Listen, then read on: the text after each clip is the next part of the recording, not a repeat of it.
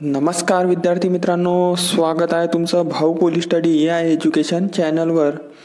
आज आपण पाहणार आहे मागील वर्षी पोलीस भरतीला विचारण्यात आलेले महत्त्वपूर्ण सामान्य विज्ञानवरील प्रश्न।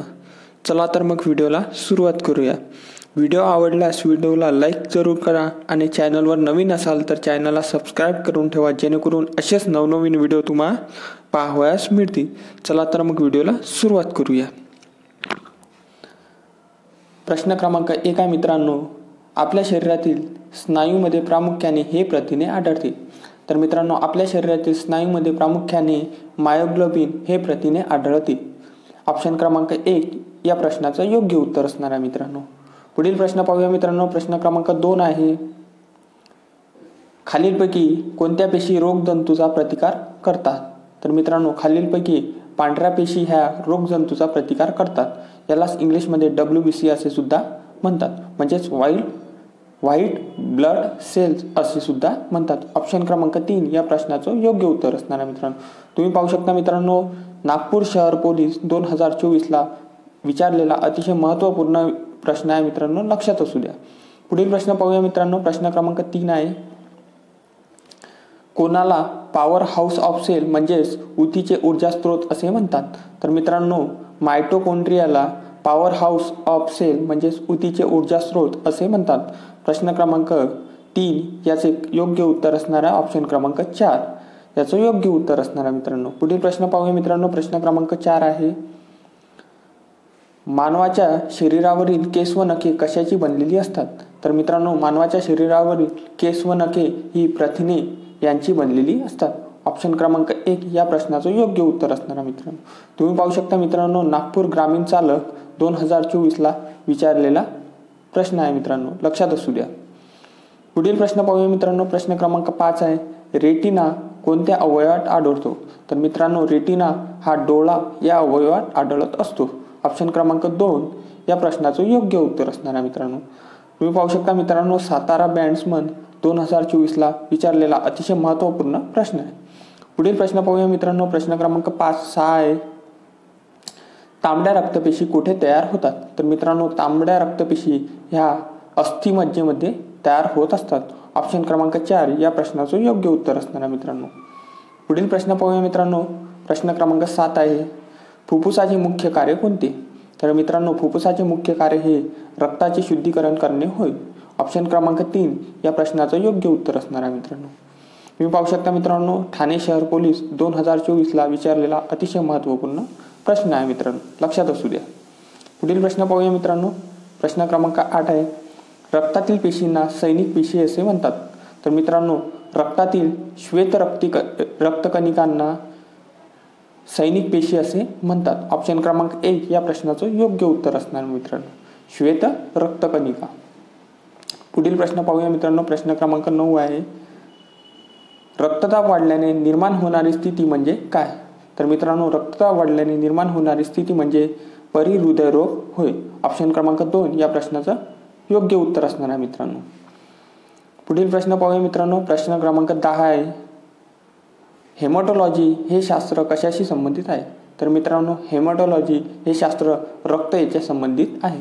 ऑप्शन क्रमांक 1 या प्रश्नाचं योग्य उत्तर असेल। तुम्ही पाहू शकता मित्रांनो, कोल्हापूर पोलीस 2024 ला विचारलेला अतिशय महत्त्वपूर्ण प्रश्न आहे। पुढील प्रश्न पाहूया मित्रांनो। प्रश्न क्रमांक 11 आहे, खालीलपैकी कोणता रक्तगट तुरळक आहे? तर मित्रांनो, खालीलपैकी AB हा रक्तगट तुरळक आहे। ऑप्शन क्रमांक 3 या प्रश्नाचं योग्य उत्तर असणार आहे मित्रांनो। पुढील प्रश्न पाहूया मित्रांनो। प्रश्न क्रमांक 12 आहे, शरीराच्या सर्व भागातील रक्त हृदयाकडे वाहून आणणाऱ्या रक्तवाहिन्यांना म्हणतात? तर मित्रांनो, शरीरातील सर्व भागातील रक्त हृदयाकडे वाहून आणणाऱ्या रक्तवाहिन्यांना शिरा असे म्हणतात। ऑप्शन क्रमांक 4 या प्रश्नाचं योग्य उत्तर असणार आहे मित्रांनो। पुढील प्रश्न पाहूया मित्रांनो।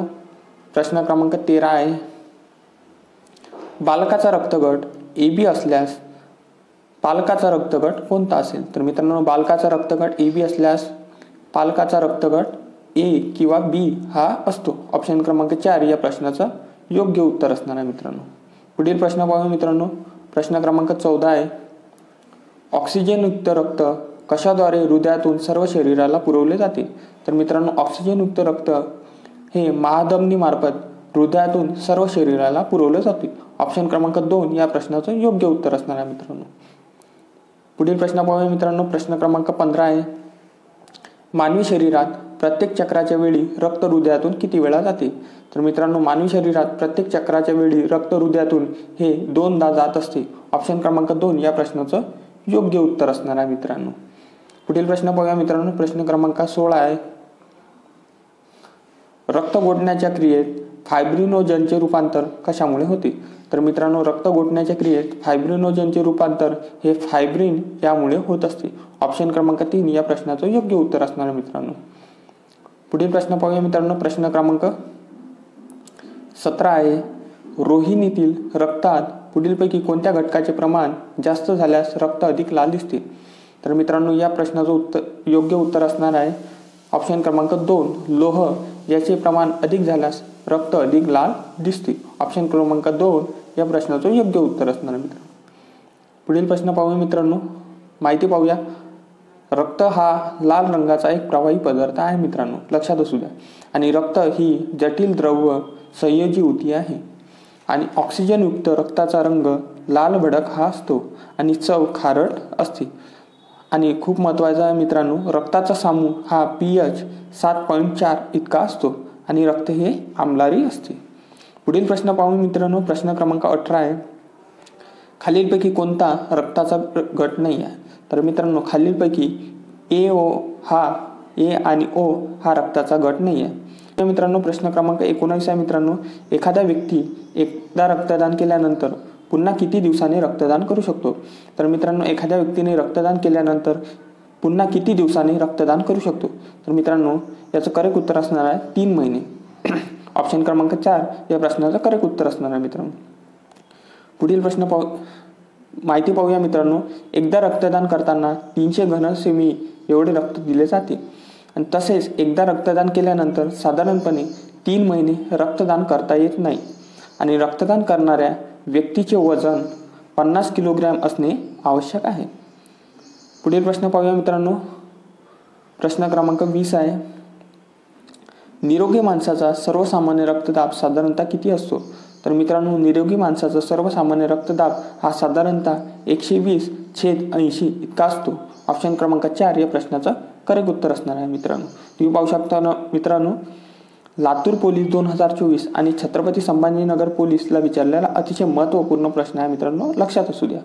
पुढील प्रश्न पाहूया मित्रांनो. प्रश्न क्रमांक 21 आहे. पेसमेकर हे डॅशचा त्रास होणाऱ्या रुग्णाकरिता वापरतात.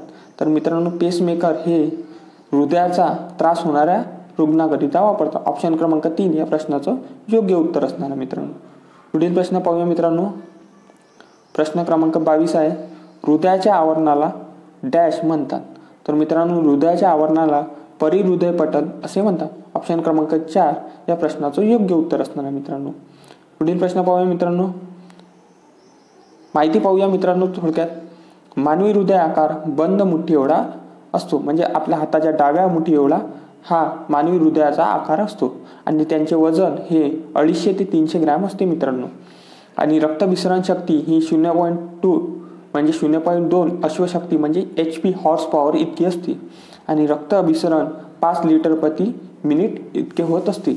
म्हणजे रक्तभिसरण प्रक्रियेत हे प्रति मिनिट 5 लिटर इतके रक्तभिसरण होत असते मित्रांनो.